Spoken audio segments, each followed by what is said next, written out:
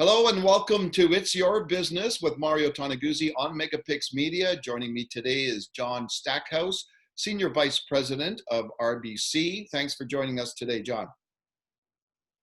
Good to be with you, Mario.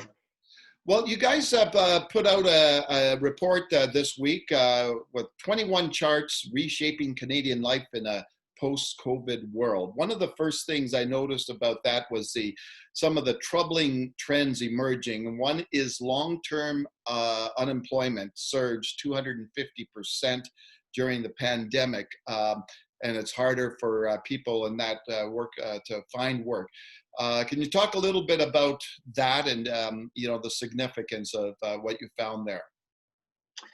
Thanks for identifying that, Mario, because this is one of the deeper and more troubling and perhaps longer lasting consequences of this downturn that we're not paying adequate attention to right now. The unfortunate truth of downturns is that the longer you're unemployed, the longer you will be unemployed. It just gets harder and harder to get back into the workforce actively, even as jobs are created. It's more so in this crisis because the great many, if not majority of people who lost their jobs last spring and summer were in lower skilled areas. You think of retail clerks, of people who work in restaurants, in the hospitality and accommodation sector. It's hard to go from those sectors to other sectors where there is employment, technology, for instance, or higher end services. And of course, it's impossible to do those jobs, or near impossible, remotely. So even as companies shifted their operations to warehouse delivery or to ghost kitchens and new delivery models for restaurants, there wasn't an uptake for all those unemployed people. They don't have the skills or the foundation of education in most cases to move to new jobs. So this challenge may be with us for a while. Okay, and you mentioned the lower paid areas, but also I understand that women are hard hit as well, right? Yes, we've shown in one of the charts how the greatest consequence in the labor force has been for people earning $800 a week or less, so roughly $40,000 a year. More women in that category than men, unfortunately, and they, for a number of reasons, don't have the opportunity to move to higher skilled jobs that may be growing in numbers as we start to come out of this crisis. Okay, one of the other aspects of the report was on the decentralized economy as a trend. Can you explain what that means? Much of our economy we now take for granted, but is built on the idea of centralization. Office towers, shopping malls were two of the great kind of organizing forces of the 20th century.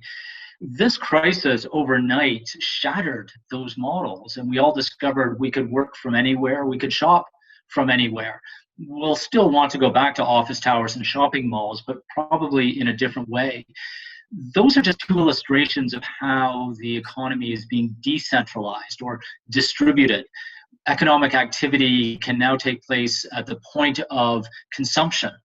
You don't need to bring consumers and producers together physically to the degree we needed to before.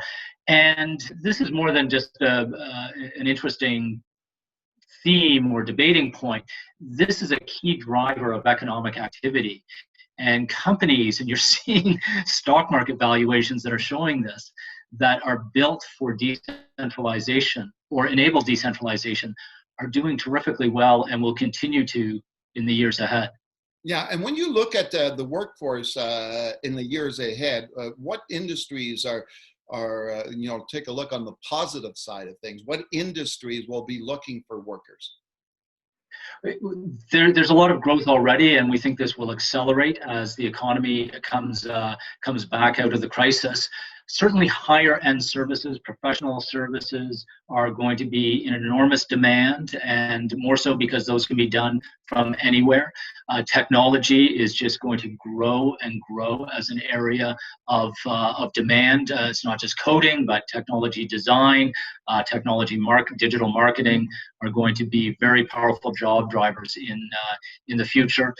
And for the foreseeable future, those last mile jobs, those delivery folks who are bringing stuff to your door, whether it's dinner or packages, we will have more of that. And while one day that may be more automated, even maybe one day fully automated, for the foreseeable future, that's going to require a lot of people, and a lot of people in the intermediate places like the warehouses and the industrial kitchens that are starting to serve this new distributed economy. Okay, super. Anything else you'd like to add, John? We need to be aware of the skills that are going to be needed for these jobs. And it's not just the technical skills, it's the human skills that go with it, of communication, critical thinking, collaboration, that Canadians tend to be good at, our schools are good at developing. These are all going to be in global demand, and we need to think more globally. If you're producing anything, the world is your market now. But if you're a worker in any field, the world is suddenly perhaps your employer now. And employers need to get their heads around this, because the world is now your competitor for your top talent. So it's a brave new world, it's a more competitive new world, and a lot more opportunities for those who seek them. Okay, super. Thanks for joining us today, John. Thank you. Appreciate it.